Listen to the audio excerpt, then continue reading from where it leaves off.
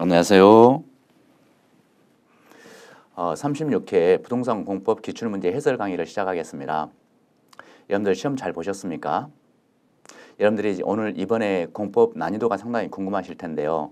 제가 얼른 풀어보니까 상당히 올해도 작년에 이어서 난이도가 상급으로 출제된 문제가 많았습니다. 좀 많이 어렵게 느꼈을 거다 이런 생각이 듭니다. 자, 상중하로 난이도를 구분을 했을 때 상급 문제가 거의 한 13문제 정도, 이것은 강의 범위에서 벗어난 문제라고 할 수가 있습니다. 그러니까 상당히 어렵게 느꼈겠죠. 근데 이제 중급 문제가 한 10문제, 그리고 하급 문제가 한 17문제, 우리가 기본기를 착실히 다지고 있는 사람이라면 충분히 맞출 수 있는 문제가 또 한 17문제가 나왔기 때문에 공부를 착실히 하신 분들은 합격하는 데는 크게 지장이 없을 것 같습니다. 자, 그래도 이제 약간 정확히 기억이 안 되고 이런 분들은 좀 어렵게 느꼈을 수도 있죠. 자, 어쨌든 40문제 해설 강의를 한번 진행해 보도록 하겠습니다. 자, 1시간 만에 끝내야 되기 때문에 전체 지문을 다 보기는 그렇고 틀린 지문인지로 왜 틀렸는지 확인하면서 진행하도록 하겠습니다. 자, 41번 문제 들어갑니다. 광역 도시계획의 내용에 해당하지 않는 것을 골라라 이렇게 나와 있는데요. 우리가 도시군 관리계획의 내용 8가지는 많이 외웠었죠. 근데 뜻밖에도 이번에는 광역 도시계획의 내용이 출제가 됐습니다. 거의 출제를 하지 않는 부분인데 이걸 또 물어보는 문제를 냈네요. 상당히 난이도가 낯설기 때문에 어렵게 느꼈을 거다. 자, 정답은 3번입니다. 자, 이것은 법률하고 시행령 규정까지 싹 총합해서 외우고 있어야 되는 상황이기 때문에 여러분들이 맞추기가 쉽지 않습니다. 자, 이런 것은 과감하게 틀려줘도 상관이 없는 그런 C급 문제다 이렇게 생각하시면 되겠어요. 자, 어쨌든 정답은 3번이 되겠습니다. 나머지는 이제 광역도시의 내용 포함되는 거고 3번은 광역도시의 내용에 포함되지 않는다. 자, 42번 들어가겠습니다. 자, 주민갑은 기반시설 설치에 관한 사항에 대해서 주민을은 지구단위 계획구역의 지정에 관한 사항에 대해서 각각 도시군 관리계획 위반을 제한하려고 한답니다. 자, 주민이 위반을 제한할 수가 있었잖아요. 도시군 관리계획 위반을. 자, 근데 우리가 그때 국계법령상 갑과 을의 제한에 필요한 토지 소유자 동료권 기준으로 오른 것은 위반했다고 제한할 때는 토지 소유자 동의를 받아야 되잖아요. 근데 우리가 기반시설 설치를 제한할 때는 5분의 4 이상 동의를 받아야 되죠. 근데 여기 지구단위 계획구역 지정에 관한 도시군 관리계획 위반을 제한할 때는 3분의 2 이상 동의만 받으면 되는 거잖아요. 그래서 이 갑은 5분의 4 이상으로 써야 될 것이고 을은 3분의 2 이상이 되겠습니다. 그래서 정답은 4번이 되겠습니다. 이것은 아주 쉬운 문제로 여러분들이 다 맞췄을 걸로 생각이 됩니다. 도시군 관리 위반 제한은 늘 우리가 여러 번 했으니까요. 자, 43번 문제 들어갑니다. 도시군 관리계획 위반을 위한 기초조사를 실시하지 아니할 수 있는 경우에 해당하지 않는 것을 골라라 이렇게 나와 있죠. 우리가 도시군 관리계획 위반할 때 맨 처음에 기초조사부터 하잖아요.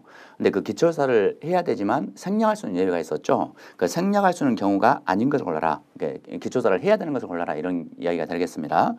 자, 그런데 제가 수업 시간에 도시군 계획설 결정을 해지할 때 기초조사 생략할 수 있다고 그랬고 또 지구단위 계획구역이라는 글자가 들어가면 기초조사를 생략할 수 있다고 이렇게 우리가 기억을 했었잖아요. 그런데 지구단위 계획구역이라고 무조건 생략할 수 있는 게 아니라 뒤에 추가적인 요건을 갖춰야 된다고 했었어요. 근데 뒤에를 바꿔서 출제한 적이 없기 때문에 우리는 지구단위 계획구역이라는 글자가 들어가면 생략할 수 있다고 찍어버리자고 했는데 이번에 기출문제에서는 그 뒷부분에 숫자를 바꿔쳐버렸어요. 아쉽게도. 그래서 좀 많이 어렵게 느꼈을 걸로 생각이 됩니다. 자, 정답은 2번인데요. 자, 지구단위 계획구역이라는 글자가 있잖아요. 그러면 기초조사를 생략할 수 있다고 일단 추정을 해야겠죠. 자, 그런데 거기서 나대지 면적이 전체 구역 면적의 2% 미만일 때만 생략할 수 있어요. 근데 여기는 3%라고 했기 때문에 2%를 넘어버렸잖아요. 그러니까 생략할 수가 없는 겁니다. 그래서 2번이 정답이 돼요. 2% 미만일 때만 생략할 수 있기 때문입니다. 자, 그래서 조금 난이도가 있는 지문이었다 이렇게 볼 수가 있겠습니다. 자, 정답은 2번이 됩니다. 자, 그다음에 44번 문제 들어갑니다. 용도적 또는 용도지구와 그에 관한 설명으로 바르게 연결된 것을 골라라. 자, 1번 해설 규정을 보면요. 도심이나 부도심의 상업 기능을 위해서 필요한 지역에 지정하는 것은 도심지나 부도심 지역에 지정하는 용도지역은 무엇이었나요? 중심상업적이죠. 그래서 맨 앞에 일반 상업이 틀렸네요. 중심상업으로 고쳐야겠죠.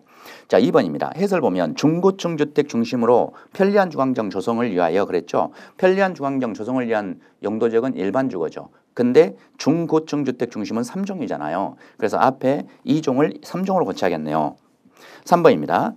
해설 보면 야생 동식물의 서식처 등 생태적으로 보존 가치가 큰 지역의 보호와 보존을 위해서 필요한 지구. 그러니까 지구니까 용도지구를 이야기하는 건데 생태적으로 이 말이 붙었잖아요. 그러니까 생태계 보호지구 설명입니다. 그래서 앞에 보호취락지구를 지우고 생태계 보호지구라고 써야 맞겠습니다. 자, 4번입니다. 해설 보면 산지 구릉지 등 자연경관을 보호하거나, 자, 자연경관 보호란 글자가 들어가 있죠. 그러면 자연경관 보호하기 위한 용도지구는 자연경관지구겠죠. 따라서 앞에 특화경관지구를 자연경관지구로 고쳐야겠네요. 자, 5번 자연방제지구는 토지 용도가 낮은 해안변, 하천변에서 건축 제한을 통해서 재해를 예방하려고 하는 게 자연방제지구 맞았죠. 우리가 토지 용도가 낮은 지역에 시골에서 재해를 예방하려고 하는 게 자연방제지구였습니다. 그래서 5번이 정답이네요. 자, 45번입니다. 공동구가 설치된 경우에 공동구에 수용하기 위해서 공동구 협의회 심의를 거쳐서 수용할 수 있는 시설, 공동구가 지하 매설구잖아요. 거기 공동구 속에 집어넣을 때 공동구 협의회 심의를 거쳐서 수용할 수 있는 시설이 두 가지가 있었죠. 그게 뭐가 있었나요? 가스관하고 하수도관이었습니다. 그래서 가스관하고 하수도관. 그래서 니은하고 디귿번이 정답이 되는 겁니다. 정답은 2번입니다. 자, 46번 보겠습니다. 도시지역에서 도시공 관리계획 결정 없이 설치할 수 있는 시설에 해당하지 않는 것을 골라라 이렇게 나와 있는데, 우리가 기반시설은 원칙적으로 도시공 관리계획으로 결정해서 설치하는 거잖아요. 그런데 경미한 것들은 도시공 관리계획이 이해하지 않고 설치하는 예외가 있었죠. 그 예외가 아닌 거, 그러니까 도시공 관리계획 결정을 해야 되는 시설을 골라라 이거예요.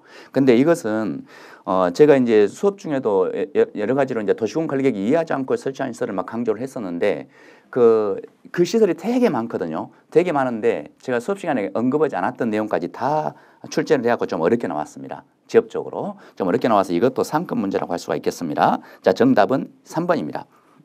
자, 우리가 변전시설의 경우에는요, 옥내에 설치하는 것은 경미한 걸로 봐서 도시공 관리계획이 이해하지 않고 설치할 수가 있어요. 근데 옥외에 설치하는 변전시설은 경미한 시설로 보지 않습니다. 도시공 관리계획 절차를 거쳐야 됩니다. 그래서 3번이 정답이고요. 또 한 가지, 자, 5번을 보시면 맨 끝에 도축장이잖아요. 이 도축장은 일반 토지에 설치하는 경우에 500점대 이상인 경우는 도시공 관리계획 결정을 해야 되지만 500점대 미만인 것은 경미한 걸로 봐서 도시공 관리계획 결정을 안 해도 돼요. 그런데 문제는 이 산계법상 산업단지 안에 설치하는 도축장, 산업단지 안에 있는 도축장만큼은 면적제한을 안 받습니다. 면적제한을 안 받고 경미한 걸로 봐요. 도시공 관리계획에 이해하지 않고 설치할 수 있습니다. 여기는 산업단지 안에 있는 도축장이라고 했기 때문에 500km를 넘었다 하더라도 도시공 관리계획 결정하지 않고 설치할 수 있는 시설에 포함되는 겁니다. 그게 정답은 3번이 되겠습니다. 좀 난이도 상위에 해당되는 문제였습니다. 자, 47번 문제는요, 건축위원회와 도시계획위원회 공동위원회 심의를 거치 않은 지구단위 계획 변경사항에 대한 해당하는 것을 골라라 이렇게 나와 있죠. 우리가 지구단위 계획을 변경을 할 때 건축위원회나 도시계획위원회 공동심의를 거치도록 하는 그 사항들이 쭉 나열되어 있어요. 법령에. 그 국계법 시행령 25조 사항에 보면 쭉 나열되어 있는데 그걸 우리가 어떻게 다 외우겠습니까? 자, 이것도 상급 문제입니다. 우리 공법 상당히 많이 어려웠죠. 올해. 이렇게 쭉 나열식의 지문에서 막 쭉쭉 뽑아갖고 문제를 내놓는 거예요. 이것은 우리가 어차피 맞추기가 어려운 겁니다. 이런 것은 제가 수업 시간에도 강조를 했지만 이런 C급 문제는 버리자고 그랬죠. 어쨌든 정답은 5번이 되겠습니다. 공동심의를 거치야 하는 지구단위계획 변경사항에 해당하는 것을 골라라 그랬으니까 5번 건축법 등 다른 법령 규정에 따른 건폐율 완화 내용을 반영하기 위한 지구단위계획 변경은 이 공동심의를 거쳐야 되는 사항에 해당된다고 보겠습니다. 법령이 이렇게 정해놨으니까. 그래서 47번 정답은 5번이 됩니다. 자, 48번 보겠습니다. 자, 이것도 상급 문제입니다. 국계법령상 도시혁신구역에서 다른 법률 규정에도 불구하고 도시혁신계획으로 따로 정할 수 있는 사항을 이 법령에서 쭉 나열식으로 정하고 있어요. 여러 가지를. 그 정한 것 중에 하나를 이제 그 사항이 아닌 것을 골라라 이건데 쭉 나열된 거 그걸 또 어떻게 다 외우겠습니까? 자, 이것도 C급 문제예요. 그래서 이런 것은 틀려도 상관없습니다. 우리가 전형적으로 반복 출제되는 걸 잘 맞추면 된다 그랬어요. 어쨌든 정답은 5번이 되겠습니다. 이것도. 자, 49번 문제입니다. 자, 이것도 상급 문제예요. 시가와 조용지역에서 관할 행정청의 허가를 받아 할 수 있는 행위를 골라라 이렇게 나와 있죠. 자, 우리가 시가와 조용지역에서는요, 규제가 아주 심한 지역이기 때문에 주민들이 자유롭게 설치할 시설은 한 개도 없다고 그랬죠. 다만 허가를 받는다면 설치가 가능한 시설은 좀 여러 개가 있어요. 그럼 허가를 받아서 설치할 수 있는 행위를 골라라 이거죠. 허가를 받는다면 설치가 가능한 행위를 골라라 이거예요. 자, 그런데 이것도 상급 문제인데 이것은 국계법 시행령 88조 별표 24에 쭉 나열된 것들 중에서 이제 막 골라서 낸 거거든요. 자, 1번 보겠습니다. 농업을 영위하는 자가 행하는 건축으로서 100제곱미터인 관리용 건축물의 건축 이렇게 나와 있는데요. 우리가 관리용 건축물의 건축의 경우에는 33제곱미터 미만인 경우만 허가받아서 설치가 가능합니다. 33제곱미터를 이상이 돼버리면 허가가 안 됩니다. 그래서 100제곱미터니까 X가 되는 거죠. 33제곱미터 미만이라고 써야 맞겠고요. 자, 2번입니다. 정축 면적이 150제곱미터인 주택의 정축. 자, 우리가 시가 정부에서 주택은 신축은 안 되고 중축만 되는데 그것도 기존 면적 포함해서 100제곱미터 이하의 정축만 허용되는 거죠. 근데 여기는 150제곱미터라고 했으니까 틀렸네요. 100제곱미터 이하라고 써야 맞겠습니다. 자, 3번입니다. 새로운 대지소송을 수반하는 종교설의 정축. 자, 종교설 신축은 안 되지만 증축은 가능합니다. 그런데 새로운 대지소송을 수반해버리면 안 돼요. 새로운 대지소송을 수반하지 않는 종교설의 정축만 허용이 되는 것입니다. 그래서 수반하는 하지 않는 으로 고쳐야 맞겠습니다. 자, 4번입니다. 공장주택 등 1번, 2번, 3번은 우리가 공부 좀 착실히 하신 분들은 아마 여기서 다 본 듯 했을 거예요. 근데 문제는 4번하고 5번이 아주 어려웠을 겁니다. 이게. 근데 법령에는 있어요. 근데 이 아주 많은 양을 나열하고 있는데 이것까지 어떻게 다 외우겠습니까? 자, 4번 한번 봅니다. 공장주택 등 시가 지원구역 안에서 신축이 금지된 시설의 용도를 동물병원으로 변경하는 경우는 허용됩니다. 허가를 받는다면 허용한다. 그래서 4번이 정답이 되는 거고요. 자, 5번입니다. 시가 지원구역 지정 당시 이미 관계법령 규정에 의하여 설치된 공장에 부대시설 설치로서 새로운 대지소송을 수반하는 건축 이렇게 돼 있는데 새로운 대지소송을 수반해서는 안 됩니다. 수반하지 않는 건축 이렇게 하면 맞겠습니다. 수반하는을 하지 않는으로 고쳐야겠습니다. 자, 정답은 4번입니다. 자, 50번 문제는요. 자, 이것도 이제 저 같은 경우는 상급으로 좀 분류를 하는데 우리가 건폐율 범위를 문제를 냈잖아요. 건폐율은 21개 용도지역별로 다르게 정하고 있죠. 근데 용도지역이 아닌 용도지구나 용도구역에 대해서 건폐율 특별규정을 정하고 있는 게 있다고 그랬잖아요. 우리가 건폐율 특별규정도 기출문제반을 해서 우리가 풀어본 적이 있었어요. 자주 나오는 지문은 아니지만 올해 출제가 됐네요. 어쨌든 우리가 1번을 봅니다. 개발진흥지구는 우리가 개수사 이렇게 외웠잖아요. 개발진흥지구하고 이 수산자원보호구역은 40% 이하. 근데 40% 이하인데 예외가 있었죠. 개발진흥지구가 자연녹지적 안에 있을 때는 30% 이하로 완화해 준다는 거. 이렇게 30% 이하로 된다. 자연녹지라고 돼 있으니까 개발진흥지구지만 30% 이하만 되는 겁니다. 강화되는 거죠. 그다음에 수산자원보호구역 개수사 할 때 숫자니까 수산자원보호구역 40% 이하 맞죠. 자, 3번은 자연공원은 60% 이하. 우리가 자연공원은 60% 이하 맞죠. 이것도 자연공원 60% 이하 맞고 그다음에 계획관리지역에 지정된 산업교통개발지역지구. 자, 아까 우리가 개발지역지구는 원칙이 40% 이하라고 그랬잖아요. 근데 자연녹지적 안에 있는 개발지역지구는 30% 이하로 강화되죠. 그런데 이 개발지역 중에 산업유통개발지역지구 그것이 또 계획관리지역 안에 있을 때 이게 최근에 신설된 규정이거든요. 계획관리지역 안에 지정된 산업유통개발지역지구는 60% 이하까지 완화가 되죠. 이게 40%가 틀렸네요. 60% 이하로 써야겠습니다. 자, 5번입니다. 공업지역 안에 있는 산계법에 따른 준산업단지. 자, 우리가 산업단지 9길도, 국가산업단지, 일반산업단지, 도시첨단산업단지, 준산업단지 이거 전부 다 80% 이하죠. 우리가 개수사, 지자 6, 노홍 7, 9길도 8 이렇게 외웠던 거 혹시 기억나시는지 모르겠습니다. 예, 국가산업단지, 준산업단지도 산업단지는 80% 이하로 완화됩니다. 다만 농공단지는 70% 이하였죠. 근데 이 9길도 국가산업단지, 일반산업단지, 도시첨단산업단지, 또 준산업단지를 포함해서 80% 이하입니다. 맞네요. 자, 정답은 4번이 되겠습니다. 40%를 60으로 고쳐야 맞다 그랬죠. 4번은. 자, 51번 문제입니다. 도시공객설 사업 시행에 관한 설명으로 옳은 것은 이것은 좀 평이한 문제였죠. 1번 광역도시계획과 관련되는 경우 자, 도시공객설 사업을 하는데 광역도시계획 관련된다고 말은 도시상의 시군에 걸친 걸 전제로 하는 거죠. 옆 동네에 걸쳐서 수립하는 계획이 광역도시계획이니까요. 자, 그럴 때 도지사가 관계시장으로서 의견을 들어서 직접 사업을 시행할 수 있다. 자, 도지사가 시군에 걸쳤을 때 도지사가 직접 시행자가 될 수 있다고 그랬죠. 그러니까 1번 정답이네요. 자, 2번 철도공사가 철도공사의 밑줄 한번 꺼보시면 사업의 시행자로 지정을 받으려면 사업 대상인 토지로서 면적 3분의 1상 해당하는 토지를 소유하여야 한다. 자, 우리가 비행정청도 시행자가 될 수 있죠. 행정청의 지정을 받아서. 근데 비행정청이 공공과 민간 시행자로 구분이 되잖아요. 근데 민간이 시행자로 지정될 때는 면적 3분의 1상을 소유하고 총수 2분의 1상 동의를 받아야 되죠. 근데 공공이 시행자로 지정받을 때는 그 동의받을 필요가 없죠. 토지주택공사는 공공이기 때문에 이 토지를 소유할 필요가 없습니다. 이 동의요건이 필요가 없다. 그래서 소유할 필요도 없고 면적 3분의 1상을 소유할 필요도 없고 총수 2분의 1상 동의를 받을 필요도 없다. 철도공사기 때문에 철도공사는 공공시행자니까 민간 시행자였다면 이 면적 3분의 1상을 소유하고 총수 2분의 1상 동의를 받아야겠죠. 어쨌든 이 하이한다를 하지 않아도 된다고 고치면 되겠네요. 철도공사기 때문에. 3번입니다. 사업 시행자인 지방공기업법에 의한 지방공사는 자, 지방공사 밑줄 긋습니다. 지방공사는 공공시행자라고 할 수 있죠.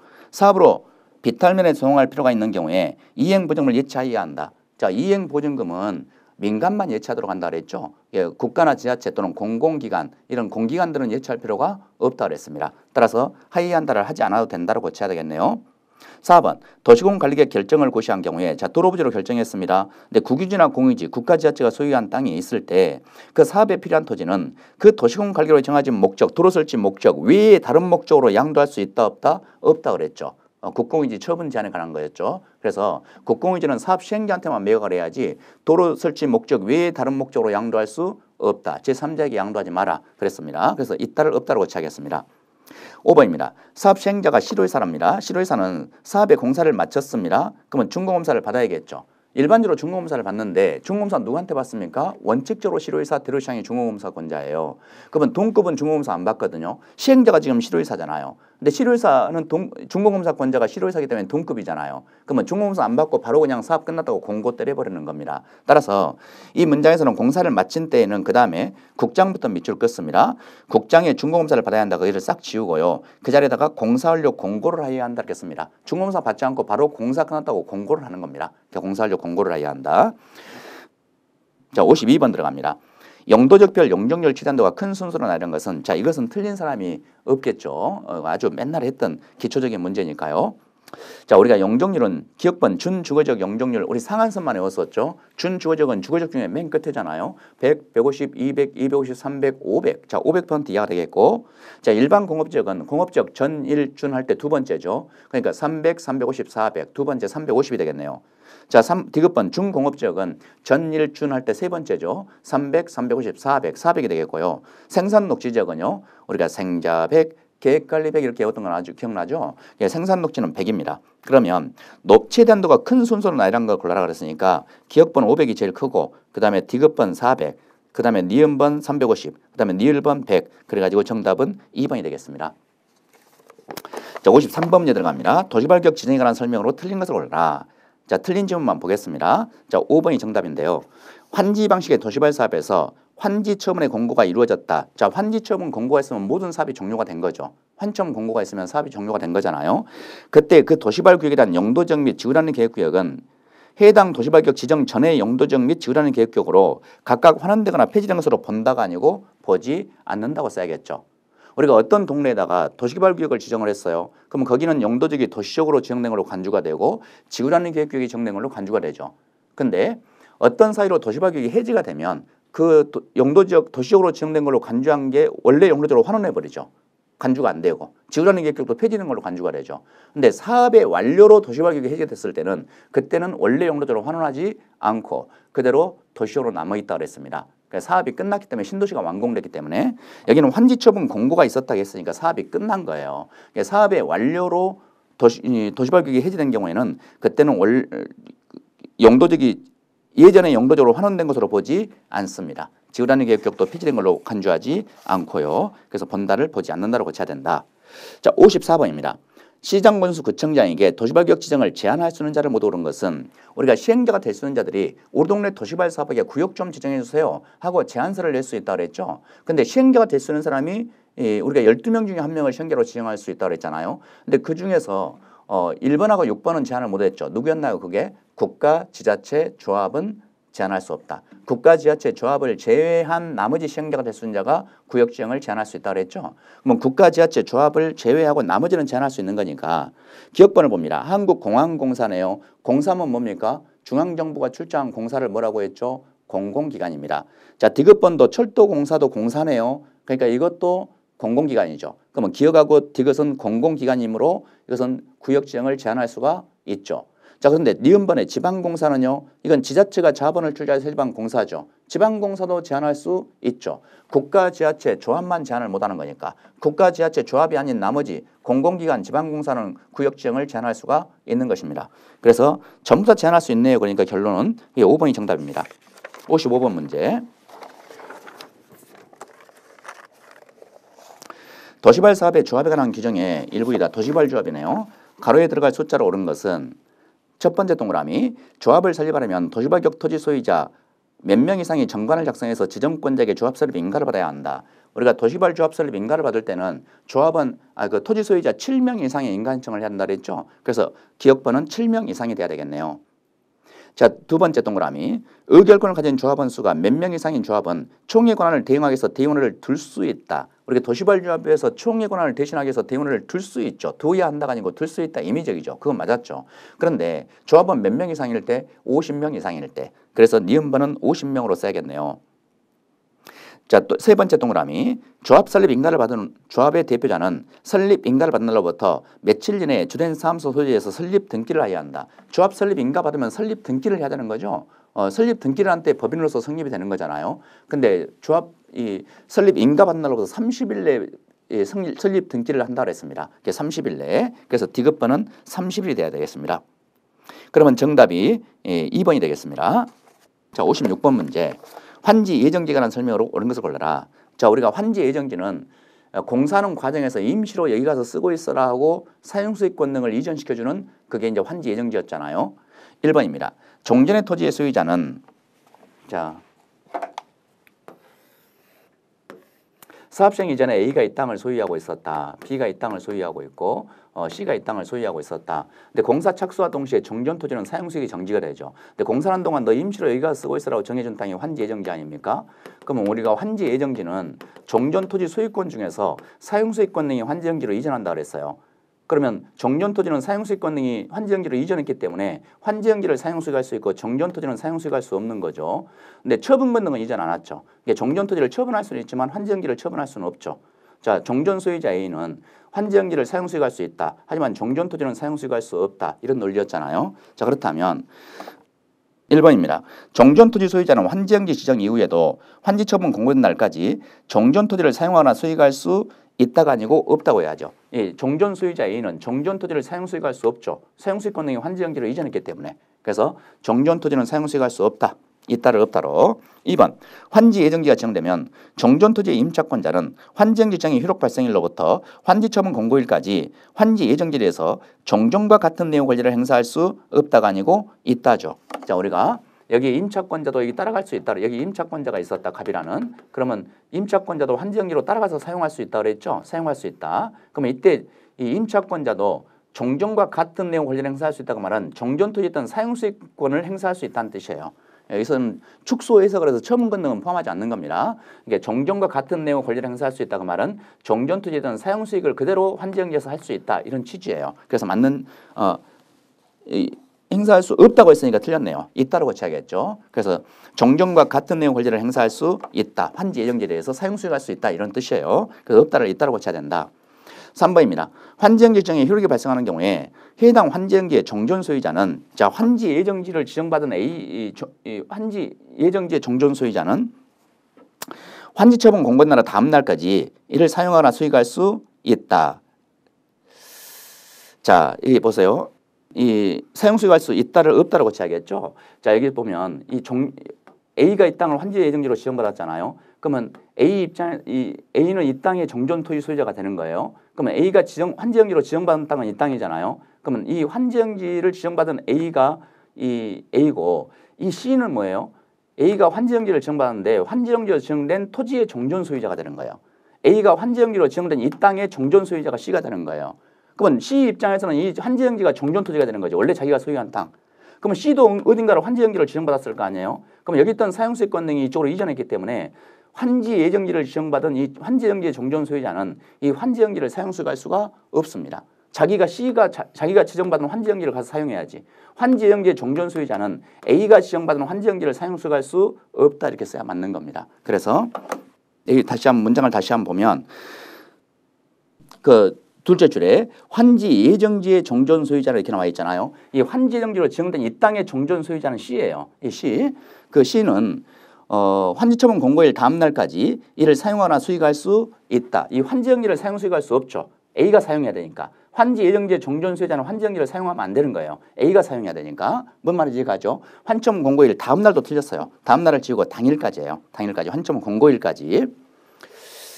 자, 4번입니다. 4번은 옳은 문장이고 정답입니다. 정답이기 때문에 이것은 이런 이야기죠. 한번 여러분 쭉 읽어보시는데 갑이라는 임차인이 있다. 그럼 A가 토지 소유자가 환정지를 지정받아 갔다. 그럼 임차인도 환정지로 따라갈 수 있나요? 따라갈 수 있다 그랬죠. 임차인이 사용할 땅도 같이 아울러 지정해줘야 된다. 그런 내용이었죠. 그래서 4번이 정답이고요. 5번 채비 정도로 환정지가 지정된 경우에 시행자는 도시발사업에 드는 비용을 충당하기 위해서 이를 사용하게 할 수 있으나 처분할 수는 없다가 아니고 있다죠. 자, 우리가 환지연기는 사용 승인만 할 수 있고 처분은 못하는 겁니다. 처분 권능은 종전토지에 남아있다 그랬어요. 환지연기는 사용 승인만 할 수 있는 거예요. 그런데 채비지에 환지연기가 지정됐다. 그러면 환지연기임에도 불구하고 환지연기니까 사용 승인은 물론 할 수 있겠죠. 근데 채비지인 경우만큼은 처분도 가능하다 그랬어요. 처분도 가능하다. 환지연기임에도 불구하고.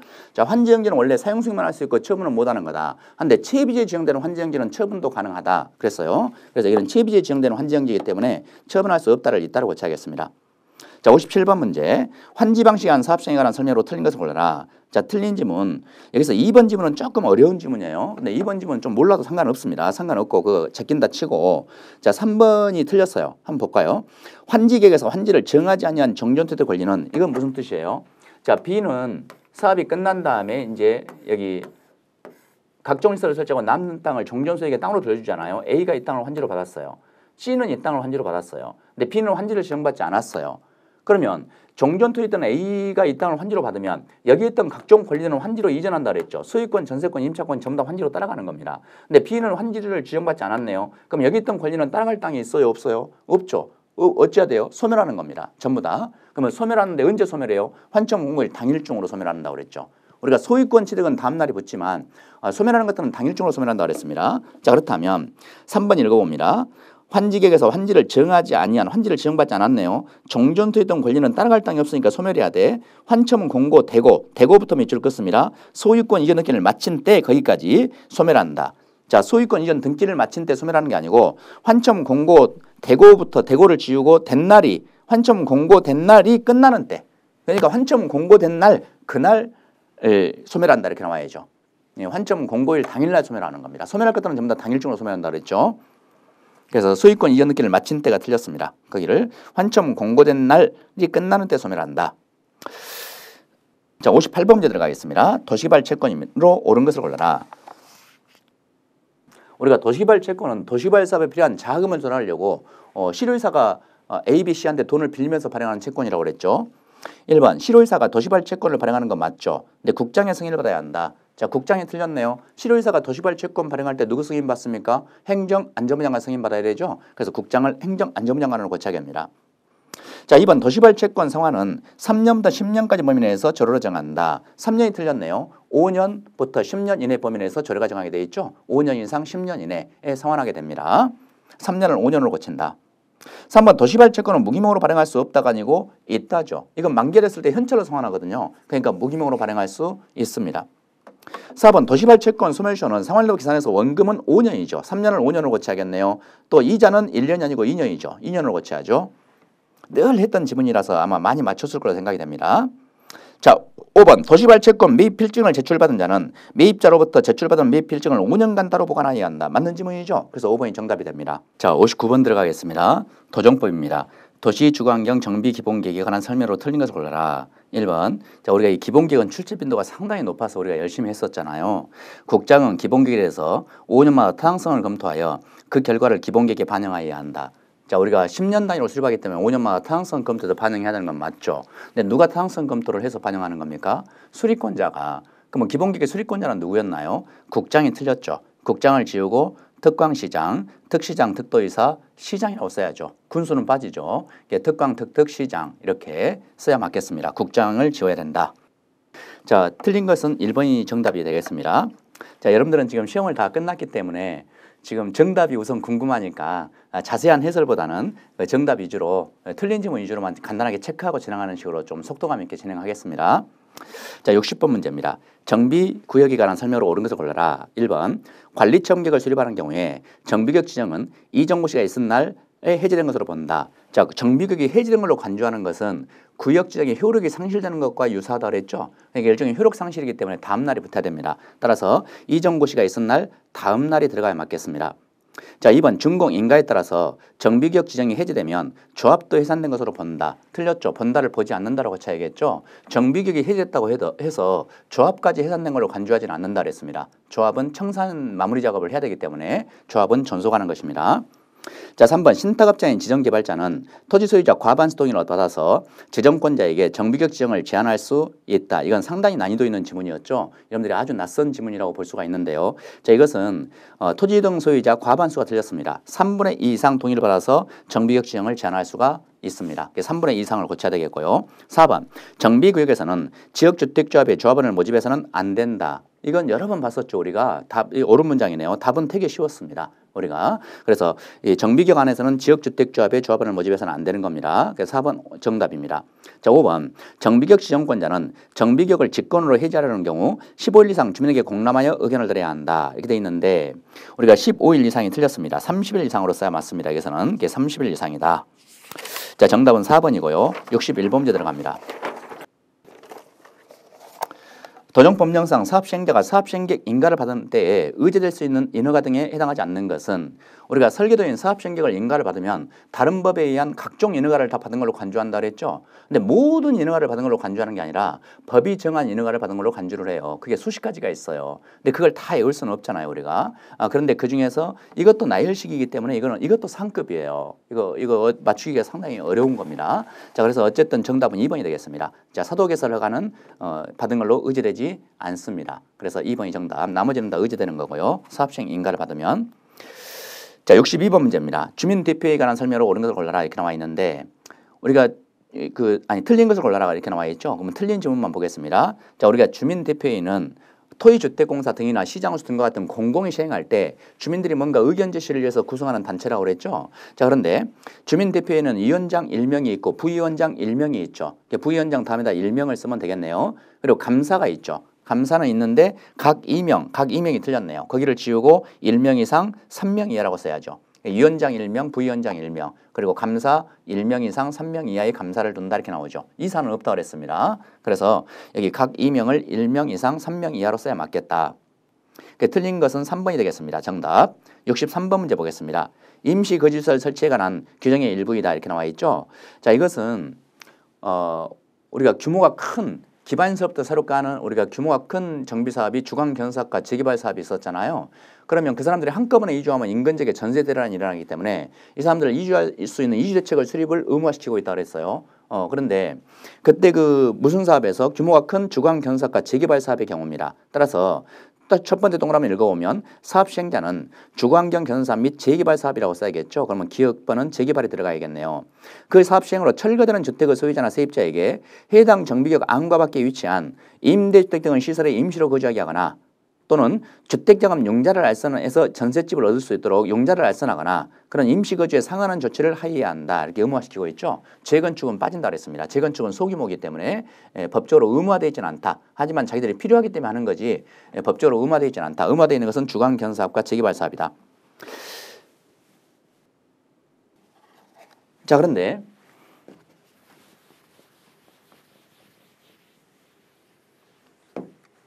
그럼 여기서 이제 재개발 사업이나 주거 견사업을 합니다. 그럼 이 사람들을 여기 있는 주민들을 이주시키기 위해서 임대주택 같은 걸 마련해 가지고 이 사람들을 입주를 시켰다고 해봐요. 근데 이 토지나 건물을 갖다가 조합이 무슨 수로 마련합니까? 남의 걸 빌려 쓴다고 그랬죠. 국가, 지자체, 공공단체, 심지어는 개인 것도 빌려 쓸 수가 있다. 근데 사업이 다 끝나면 어때요? 끝나면 여기다 노후한주택 철거하고 새 아파트를 완공을 했죠. 그러면 입주한 주민들 전부 다 분양받고 들어갈 거 아닙니까? 그러면 이제 이 임대주택이 필요가 없어졌잖아요. 이건 원래 소유자에게 돌려주는 거죠. 그걸 원상회복하여야 한다 그랬습니다. 자, 동그라미 두 번째 동그라미가 그것인데요. 사업 시행자는 정비사업의 공사를 완료한 때에는 공사를 완료한 날로부터 30일입니다. 30일 이내에 임시거주시설을 철거하고 사용한 건축물과 토지를 원상회복해서 원래 소유자에게 돌려줘야 되는 겁니다. 30일 이내라고 써야겠습니다. 그러면 정답은 몇 번이 되겠냐? 재개발하고 30일이니까 4번이 되겠습니다. 자, 64번 문제입니다. 도정법상 조합에 관한 설명으로 옳은 것은 정비조합이죠. 1번 조합의 정관의 기재사항 중에 정비사업비의 부담 시기 및 절차를 변경하는 경우 정비사업비니까 돈 관련된 거죠. 정관, 회칙, 정관 기재사항 중에 돈에 관련된 사항을 변경하려고 한답니다. 그러면 우리가 정관 변경은 총회 고위권한이잖아요. 총회 의결을 거쳐야 되는데 그때 의결 정족수가 어떻게 됐나요? 조합은 과반 찬성이 아니죠. 3분의 2 이상 찬성으로 의결을 하는 거죠. 그래서 시장수한테 인가를 받아야 됩니다. 그래서 과반수를 3분의 2 이상으로 거쳐야겠습니다. 우리가 돈 관련하고 업체 선정 관련된 것은 3분의 2 이상 찬성을 얻어야 되니까요. 2번 법인인 토지동 소유자가 조합원일 경우에 법인의 대리인은 조합 임원으로 선임될 수 없다가 아니고 있답니다. 그래서 이 법인도 임원이 될 수가 있다는 거. 법인의 대리인도 임원이 될 수 있다. 3번 조합장은 선임일로부터 정비사업의 준공 인가시 거기를 지워야 됩니다. 정비사업의 준공 인가시를 지우고 관리처음객 인가 1 이렇게 씁니다. 관리처음객 인가 1까지는 해당 정비계에서 직접 거주를 해야 됩니다. 우리가 조합장은 공사 시작하기 철거하기 전까지는 그 동네에 살아야 돼요. 직접 외부에서 출퇴근할 수가 없어요. 그래서 그 동네에 직접 거주해야 된다. 뭐 해당 노후한 건물을 철거하기 전까지. 예, 그러면 철거는 언제 하는 겁니까? 공사 시작할 때. 공사 언제 하는데요? 관리청객 인가하면 공사하잖아요. 그러니까 관리청객 인가 날 때까지는 직접 정비계에 거주를 해야죠. 관리청객 인가하면 공사 시작해야 되고 철거해야 되니까 거주할 수가 없겠죠. 이주를 해야죠. 그때는. 어쨌든 관리청객 인가일까지 직접 거주를 해야 되는 겁니다. 4번 조합의 전문적 관리인의 임기는 5년 범위에서 시도 절호로 따라 정한다. 임기는 3년 이내입니다. 우리가 임원의 임기가 3년 이내였잖아요. 이사의 임기가. 전문적 관리인이 임원의 직무를 대신 행사하는 자 아닙니까? 그래서 이 사람도 임원은 3년 범위 내에서 절호가 정합니다. 3년으로 거쳐야겠네요. 5번 조합의 대의원은 총회 의결사항 중에 사업 완료로 인한 조합 해산에 관한 사항에 대해서 총회 권한을 대행할 수 있다. 우리가 조합의 합병과 해산은 조합의 소멸에 관한 것이기 때문에 중요한 안건이죠. 그래서 총회 의결을 거쳐야 되죠. 대의원회가 대행할 수 없죠. 원칙적으로. 조합 합병과 해산은 대의원회가 대행할 수 없다. 다만 사업이 다 끝나서 해산하는 경우 이건 어차피 해산할 거예요. 그때는 대의원회가 대행할 수 있다고 그랬어요. 그럼 여기는 사업의 완료로 조합을 해산하는 거니까 총회 대의원회가 대행할 수 있다. 그래서 맞는 지문이죠. 그래서 옳은 걸 골라라니까 5번이 정답이 되겠습니다. 자, 65번 문제입니다. 리모델링 주택조합이 공동택은 리모델링 허가를 받기 위한 동의비율에 관한 내용이다. 가로 대로가 숫자로 옳은 것은 우리가 리모델링 조합 설립할 때 동의받아야 되죠. 그러니까 조합 설립했습니다. 동의받아서. 그러면 조합이 이제 리모델링 하려고 그래. 그러면 리모델링 할 때 리모델링 허가를 또 받아야 되죠. 근데 허가 받을 때 동의를 다시 받아야 되는 겁니다. 그러니까 리모델링 허가 받을 때 동의 요건을 묻고 있는 거죠. 지금. 리모델링 허가를 받기 위한 동의비율이라고 했잖아요. 문제에서. 그러면 리모델링 허가받을 때는 어떻게 됩니까? 전체 75% 이상, 각동별 50% 이상이었죠.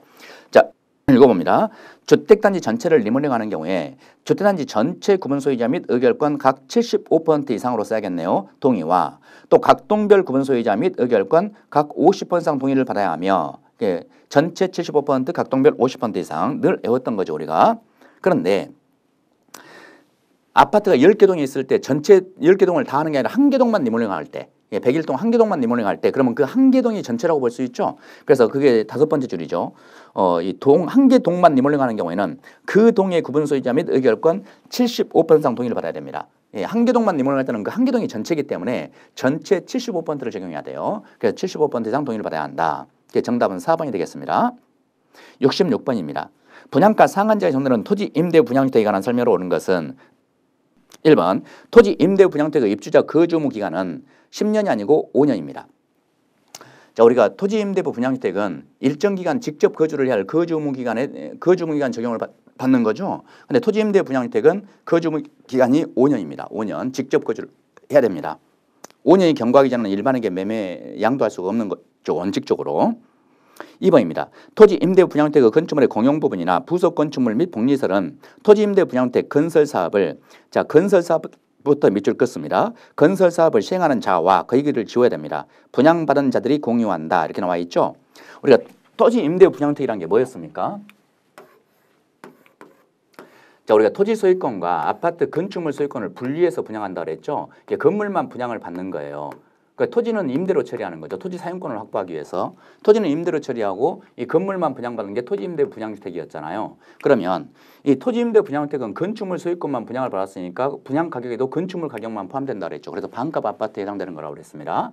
그러면 각종 이 건축물들은 이 어떤 공용 여기 있는 것처럼 이 공용 부분이라든가 부속 건축, 부속 건물, 그리고 복리설 이런 것들은 건물에 관련된 거잖아요. 그러니까 이 사업 주체하고는 상관이 없죠. 이 건축물 소유자들이 공동 소유하는 걸로 보는 겁니다. 따라서 이 둘째 줄에 토지임대 분양주택 건설 사업을 시행하는 자, 이 사업 주체, 사업 주체는 소유 그 토지만 소유하는 거죠. 토지는 사업체가 소유하는 거고 건물은 분양받은 자가 소유하는 거잖아요. 근데 그 건물이 이 전유 부분 말고 공용 부분이 있다면 그것은 건축물 소유자가 공동 소유하는 겁니다. 따라서 그 건축물을 토지임대 분양주택을 분양받은 자들이 공유한다. 뒤에는 맞죠.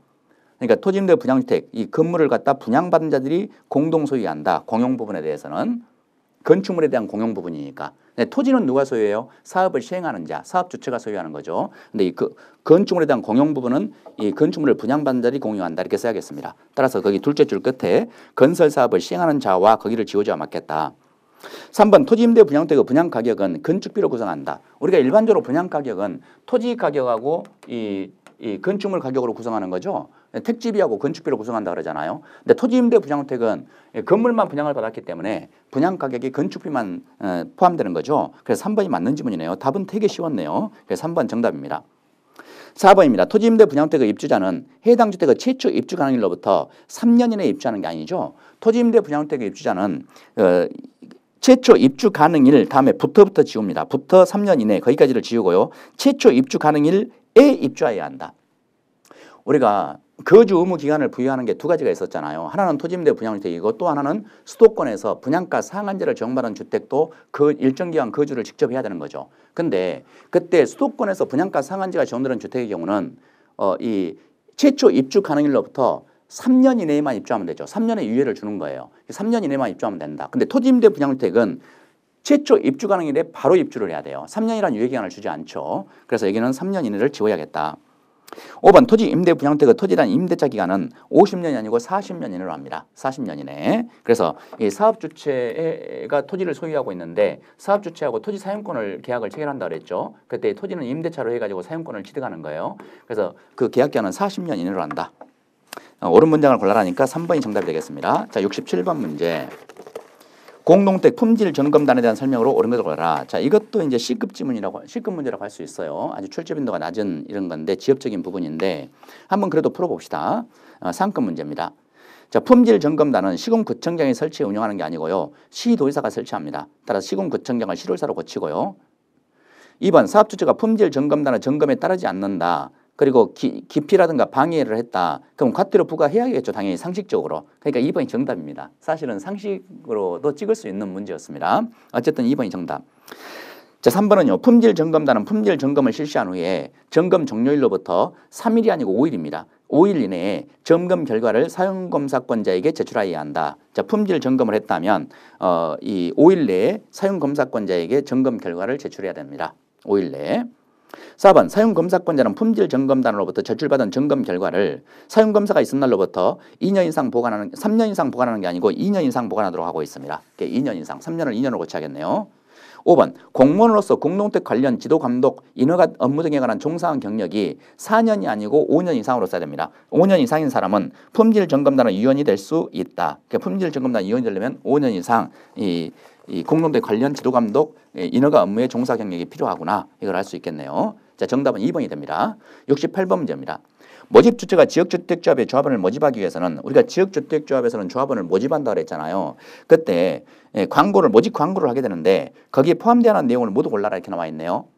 자, 근데 우리가 모집 광고를 할 때 광고 내용을 외운 적은 없죠. 근데 이것은 우리가 기출문제에서도 그 니은번이 한번 나온 적이 있어요. 그래서 이건 추론해서 해석으로 찍을 수가 있어야 돼요. 먼저 니은번을 봅니다.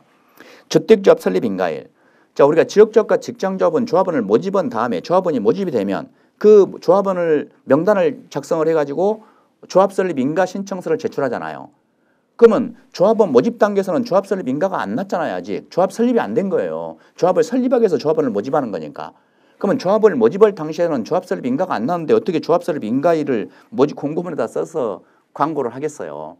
그러니까 조합 설립 인가일이 있을 수가 없지. 조합 설립하기 전에 조합원을 모집하는 거니까. 그래서 일단 니은번은 들어가지 않는 겁니다.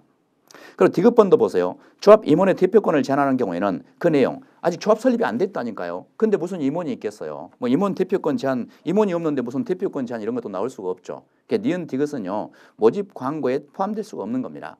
자, 그러면 기억 한번 볼까요? 지역주택조합의 조합원을 모집하기 위한 광고라는 문구를 포함시켜야 된다. 맞을 수도 있겠네요. 이것은. 니을번입니다. 주택건설 대지의 사용권과 소유권을 확보한 비율. 우리가 사용권을 몇 퍼센트 이상 확보했다는 것도 조합원 모집할 때 공고를 광고문에 포함을 시켜야 됩니다. 그래서 정답은 기억하고 니을이 돼요. 우리가 기억 니을을 설령 몰랐다 하더라도 니은하고 디귿이 아닐 거라는 건 추정이 가능하죠. 우리가 이 추론을 한다면. 그래서 정답은 2번이 되겠습니다. 기억과 니을만 해당되고 니은 디귿은 모집 광고에 포함되지 않는다.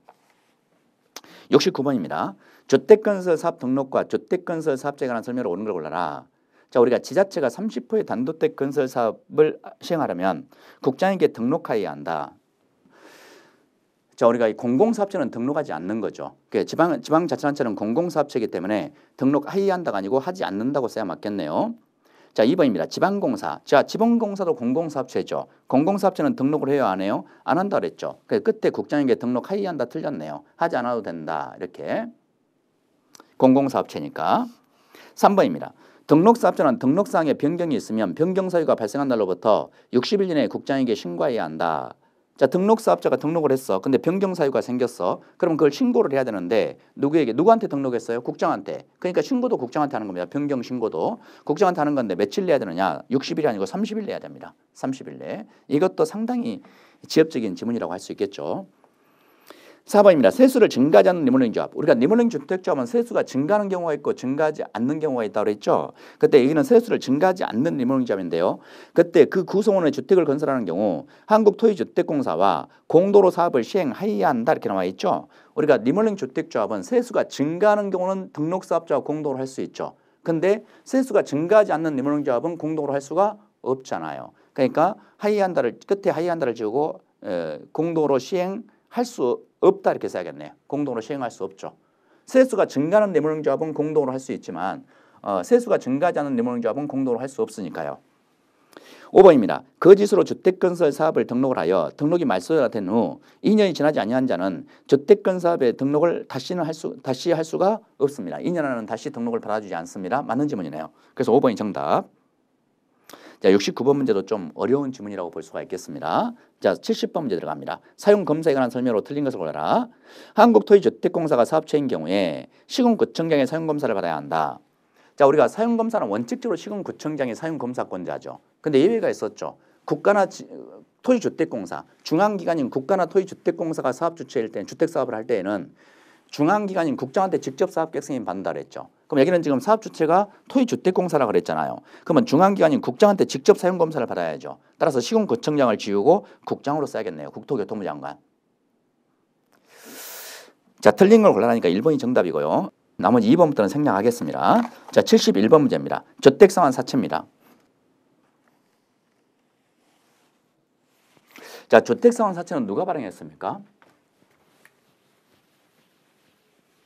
자, 이 공공사업 중에 토지주택공사 그리고 민간사업 중에 등록사업자 이 두 명만 발행할 수 있죠. 토지주택공사 등록사업자가 주택건설 사업을 하려고 하는데 자금이 필요하네. 그럼 A한테 5억을 빌리고 B한테 7억을 빌리고 하면서 발행하는 채권이 이 주택상환 사채였어요. 자, 돈을 빌렸으면 만기가 되면 갚아야죠. 어떻게 갚습니까? 에다 이 돈으로 수백억의 자금을 조성을 해가지고 그걸로 땅을 사고 아파트를 건설을 해서 아파트로 분양해 주는 식으로 공급을 상환한다 그랬어요.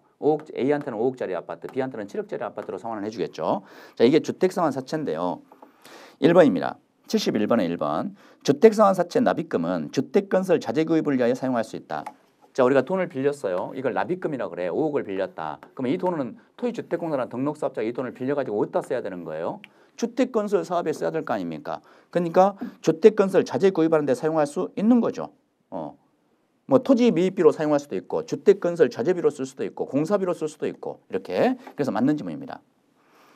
그래서 1번이 정답이고요. 2번 주택상환채는 무기명정권을 한다. 틀렸죠. 나중에 주택으로 상환하니까 대물변제하는 채권이잖아요. 대물변제하는 채권은 다 기명정권이라고 그랬죠. 그래서 무자를 지워야겠네요. 기명정권. 3번 등록사업자가 등록이 말소된 경우라도 등록사업자가 발행한 주택상환채 효력은 소멸하지 않는다 그랬죠. 이 채권자를 보호하기 위해서 등록사업자 등록이 말소됐다 하더라도 채권 효력은 유효로 인정한다 그랬습니다. 그래서 소멸하지 않습니다. 4번 등록사업자가 발행할 수 있는 주택상환채 규모는 최근 5년이 틀렸습니다. 3년으로 고칩니다. 3년간의 연평균 주택건설 호수 이내로 한다 이렇게 나와 있죠. 그래서 최근 3년간 연평균 주택건설 호수 이내로만 주택상환 사채를 발행할 수가 있습니다. 자, 이것도 약간 이제 출제가 잘 되는 지문은 아니지만 좀 우리가 답은 1번에서 쉽게 골랐잖아요.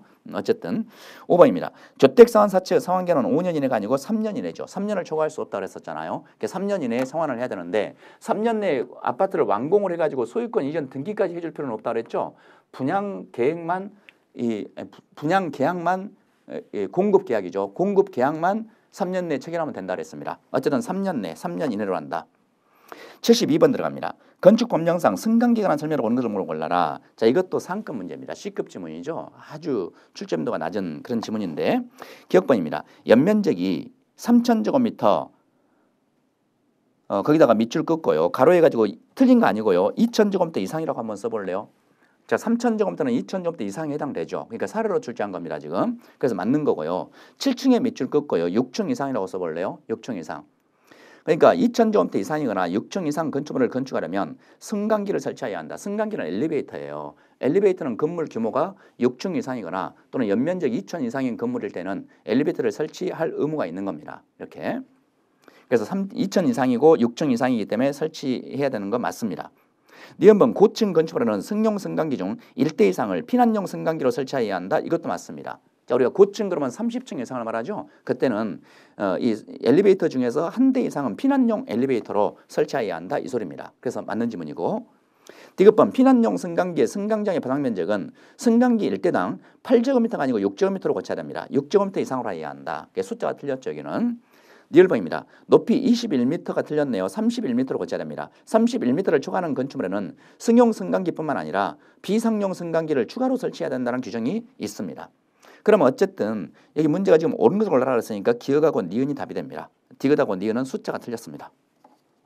정답은 2번 73번입니다. 자연환경 수질 보호를 위해서 도의사가 지정 공간구역에 건축하는 3층 이상의 건축물로서 시장수가 건축을 하려면 미리 도의사의 승인을 받아야 하는 용도의 건축물이 아닌 것을 골라라 이렇게 나와 있죠. 자, 우리가 시군에서 건축할 때 건축 허가권자 누굽니까? 시군에서는 시장 군수만 허가권자죠. 도의사가 허가하는 경우는 없습니다. 다만 일정한 건물의 경우에는 시장수가 허가를 할 때 도의사 승인을 받아야만 허가할 수 있는 사유가 있었죠. 그 세 가지가 있었는데 대형 건축물이 있었죠. 또 자연환경 수질 보호에 필요한 경우, 또 주관경 교육환경 보호에 필요한 경우가 있었는데 여기는 지금 자연환경 수질 보호라고 문제에서 지적을 하고 있죠. 자연환경 수질 보호 목적일 때 그때 도의사가 지정 공고를 했을 때 그때 규모 제한이 있죠. 3층 이상이거나 또는 연면적 1,000제곱미터 이상 둘 중에 하나만 갖추면 되죠. 또는이니까 3층 이상이나 1,000제곱미터 이상. 그러면 여기는 3층 이상이라고 조건을 줬어요 이미. 근데 모든 건축물이 아니고 그중에서 숙박설, 일학설, 추가로 공동택, 일반 음식점, 일반 업무시설은 승인을 받아야 되죠. 그러면 거기에 해당하지 않는 걸 골라야 해요. 자, 2번 공동택 승인 받아야 되는 거 맞죠? 일학설 3번, 4번 일학설, 숙박설 승인 받아야 되고 그다음에 일반 음식점, 일반 업무시설 5번에 일반 음식점 승인 대상입니다. 1번만 승인 대상이 아니죠. 그래서 1번 공장이 틀렸으니까 정답이 되는 겁니다. 74번 들어갑니다.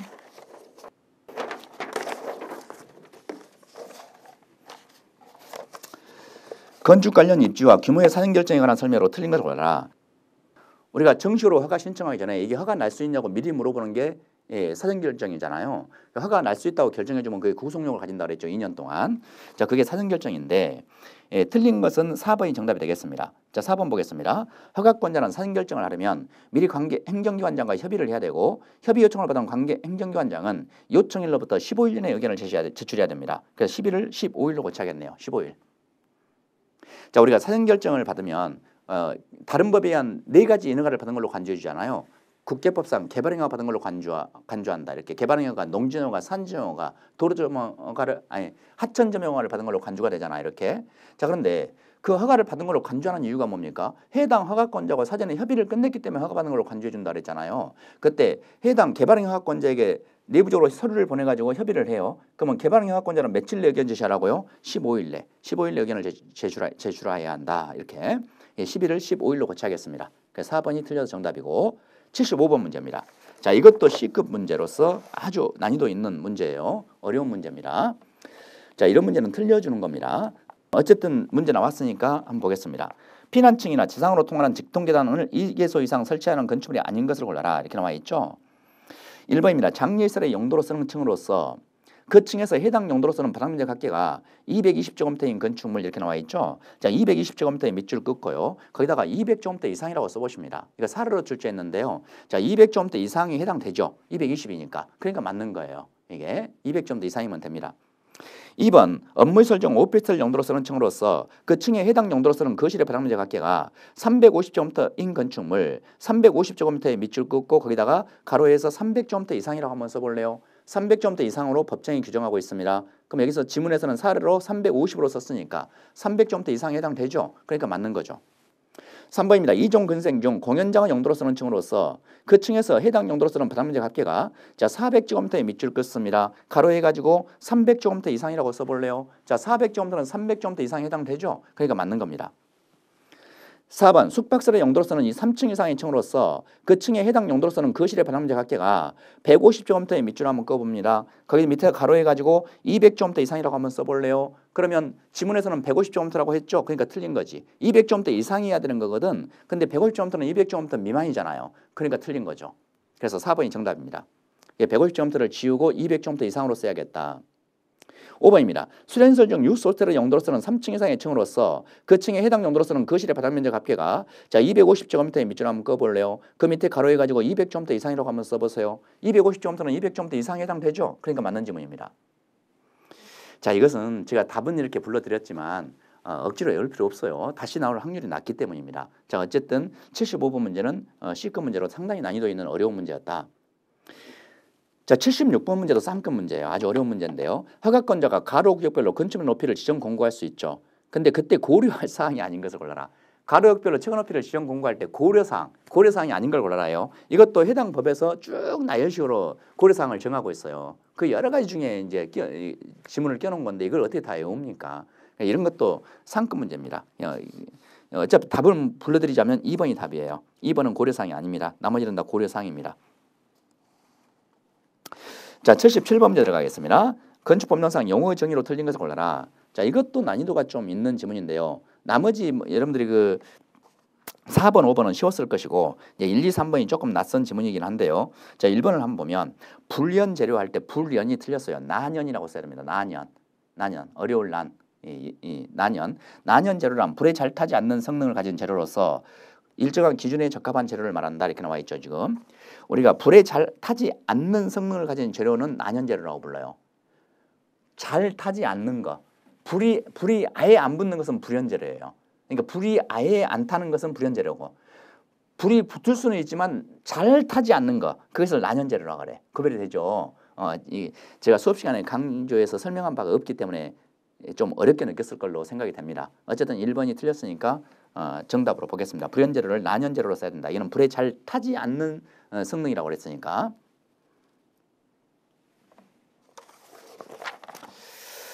자 78번 문제 들어갑니다. 건축법 적용 재건축물이 아닌 것은 이것은 아주 쉬웠죠. 자 우리가 건축물임에도 불구하고 건축법 적용을 받지 않는 건축물이 5개가 있었잖아요. 그중에서 3번이 답인데요. 이동이 쉬운 컨테이너를 위한 임시숙소. 자 임시숙소가 틀렸죠. 거기를 지우고 뭐라고 써야 돼요? 간이 창고라고 써야죠. 간이 창고. 근데 간이 컨테이너 박스를 창고로 쓰는 거잖아요 지금. 근데 컨테이너를 위한 간이 창고라고 무조건 건축법을 적용하지 않는 게 아니라고 그랬죠. 조건이 붙어야 돼. 무슨 조건? 공장 안에서 이동이 쉬운 이 말이 붙어야 된다 그랬죠. 그럼 여기는 이동이 쉬운 이 말은 붙었죠. 그러면 근데 뭐가 빠졌어요? 맨 앞에다 삽입 표시를 하고 공장의 대지에서 이 말도 집어넣어 줘야 돼요. 그러니까 공장의 대지에서 이동이 쉬운 컨테이너를 이용한 간이 창고 이렇게 써야 그것은 건축법 적용하지 않게 되는 겁니다. 임시숙소를 간이 창고로 고치고 맨 앞에다가 공장의 대지에서 이 말을 집어넣어 줘야겠다. 자 79번 문제입니다. 자 농지 소유자가 소유농지를 위탁 경영할 수 있는 경우로서 옳은 것을 모두 골라라. 자 위탁 경영사에 우리가 열심히 외웠었잖아요. 이건 아마 많이 맞췄을 거로 생각이 됩니다. 자 기억반 농업법이 청산 중인 경우 청산 정도 되면 그 해산 직전에 청산하는 거니까 농업법인 직원들이 농사지을 정신이 없다고 그랬죠. 그러니까 차라리 위탁을 줘라 이렇게 했어요. 청산 중인 경우 위탁할 수 있다고 그랬고 또 우리가 징집된 경우나 수감된 경우 위탁을 줄 수 있다고 그랬죠. 징집 기간 동안 위탁 줄 수 있다. 맞고요. 3번 3개월 이상 치료가 필요한 부상으로 작용할 수 없는 경우 3개월 이상 부상 치료는 위탁 줄 수 있는 거죠. 그 기간 동안 3개월 이상 숫자 외워야 되죠. 맞네요. 자, 1번 6개월간 국내 여행 중이고 국내 여행 갖고는 안 된다 그랬죠. 국외 여행해야지. 그래서 국내가 틀렸네요. 국외 여행해야 된다. 위탁을 주려면. 그럼 옳은 것은 기억, 니은, 디귿 3개네요. 그래서 3번이 정답입니다. 자 80번 문제는요. 이건 신설 규정인데 이거 상당히 난이도 있는 지문이에요. 그래서 제가 강의는 했는데 제 강의 안 한 부분에서만 딱 골라서 문제를 낸 아주 어려운 문제였습니다. 자 한번 보죠. 농지를 개량하기 위해서 성토를 하는 자가 농지 기량행위 신고를 하도록 돼 있죠. 이게 절토 성토를 하려면 농지 기량 신고를 해야 돼요. 그런데 경미한 기량행위는 신고하지 않고 기량할 수 있죠. 근데 성토 정토를 할 때 경미할 때 둘째 줄을 읽어봅니다. 농지 기량 행위의 신고를 하지 않아도 되는 경미한 행위에 관한 내용이다. 그럼 어느 정도 성토 절토를 해야 경미한 행위로서 신고하지 않고 할 수 있냐 이 문제예요 지금. 자, 이 정도 경미해야 됩니다. 자, 동그라미 면적 가로 건너뛰고 1,000제곱미터입니다. 기억번이 일자예요. 그러니까 1,000제곱미터 이하인 농지에 대한 성토. 자, 성토를 하는데 그 면적이 1,000제곱미터 이하다. 그러면 경미한 계량으로 본다는 거예요. 신고하지 않고 계량할 수 있다. 이런 이야기가 되고요. 두 번째 높이 가로 건너뛰고 가로 니은번은 50cm입니다. 50cm 이내의 성토로 높이가 50cm 이내면 좀 경미한 성토로 봐가지고 이것도 신고하지 않고 계량행위를 할 수가 있다. 경미행위로 본다. 이런 이야기가 되는 겁니다. 그래서 첫 번째 동그라미에 있는 기억번은 일자가 되겠고 1,000제곱미터. 그리고 두 번째 동그라미에 있는 니은번은 50cm가 되겠습니다. 그래서 50이 되겠네요. 그래서 정답은 1번이 됩니다. 자, 이렇게 해서 우리가 40문제 해설 강의를 마쳤습니다. 여러분 중에 시험을 잘 보신 분도 있고 조금 어렵게 보신 분도 있을 것 같습니다. 자, 시험 잘 보신 분들 합격을 축하드리고요. 좀 어렵게 보신 분들 절대 실망하지 마시고 우리가 새 출발을 위한 준비를 다시 하면 되는 겁니다. 인간은 항상 이 어려움을 역경을 뚫고 일어나는데 또 인생의 묘미가 있는 거 아니겠습니까? 항상 힘내시고 내년에 더 큰 발전을 위해서 끝까지 노력하시기 바라겠습니다. 자, 그동안 수고 많으셨습니다. 해설 강의를 마치겠습니다. 감사합니다.